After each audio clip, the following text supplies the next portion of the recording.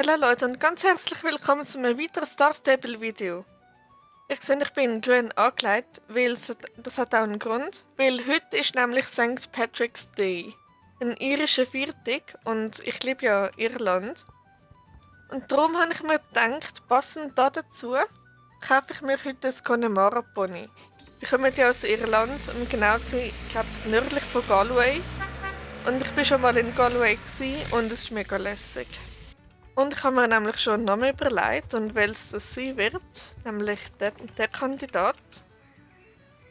Vielleicht mit einer anderen Mähne. Ja, die da ist gut.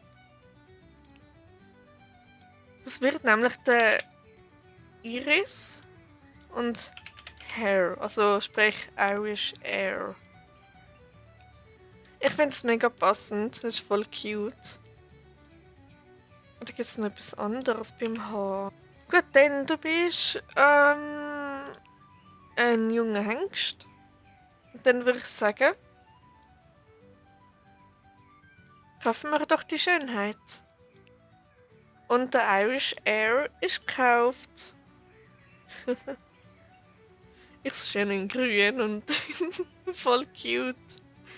Oh, hello Irish Air. Ja, dann tun wir ihn verpflegen und hauen irgendeine Ausrüstung drauf. Am besten eine grüne. Da muss ich dann noch schauen, ob ich da etwas finde. Und der Irish Air ist Level 2. Yay! Gut, dann gehen wir mal schauen wegen der Ausrüstung. Dann ist das cool, Irish Air. Okay, habe ich da gerade ihren... Ja, hätte ich, aber ich kann es wahrscheinlich nicht tragen. Da ist ihn vorbereitet. Ja, so. Gut, das gehört nämlich zu einem anderen Set. Dann tue ich das schnell dort dazu. Da.